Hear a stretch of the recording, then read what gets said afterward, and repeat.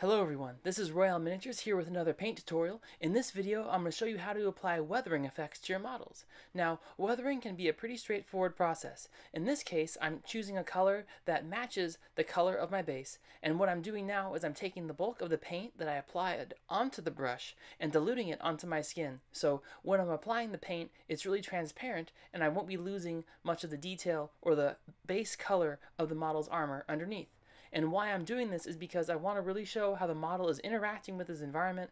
I want to show that as he's been moving, he's been getting dirty, there's dust, there's dirt, there's debris, and adding this extra bit of detail will really bring the level of the model up, showing that you're thinking about all these other little factors. And a lot of times when I see certain miniatures, they're excellently painted. However, you can see that their armor is absolutely flawless even though they're walking on some debris. And I find that just taking a little bit of extra time, it'll only take a couple minutes, and you'll be able to really give a whole nother layer of realism to your model. And when I'm working on an area like this, I'll typically use a size 4 brush for the initial, and then if there's one area of armor that is, say, too clean because I've been using a dry brush, I'll go in with a smaller brush. This brush is a size 2, and I'll be using that to kind of fill in all those little nooks and crannies. Now, be careful when you're using a smaller brush. You're going to want to make sure that there isn't too much paint on it, and you're just using a really, really light touch. And I'll be sure to be moving around the model, hitting all these areas so the entirety of the foot is given a fairly even coating, just enough to look dirty and have it kind of gradually work its way up. But I'll keep the bulk of the paint buildup at the base of the model's foot, and as I work my way up, I'll kind of gradually apply less and less pressure. That way it has kind of a blending effect.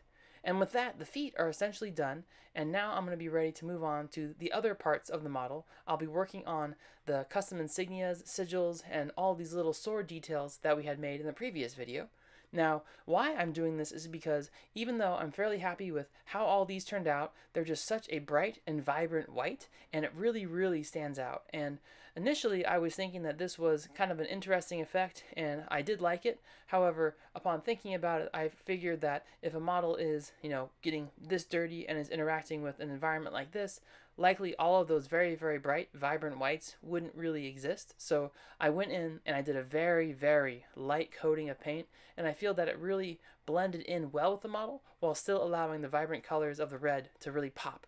And all I'm doing in this case, if I'm dirtying up an area that has a lot of detail, patience and just applying a little bit of paint is absolutely key. You don't want to go ahead and add a big glob of paint to something that you had spent several hours working on. So go ahead and just take your time at this point, and you'll be repeating the same process almost every time your brush interacts with these upper areas of the model. So I won't be using the same technique I did with the base of the foot. I'll be using the technique that I used with the smaller brush, ensuring that I'm not getting too much dirt up there, but I'm allowing the entire model to look pretty consistent, making sure that it all looks weathered and it looks like he's really been interacting with his environment, that he's been moving, and making it look much more realistic. And with that, the model is finished. I was really happy with how this turned out, and I'll be sending this over to our first contest winner. I'm looking forward to this being the first of many, many to come, and I'm looking forward to making even more tutorials for you guys with a whole variety of different models, figurines, and topics.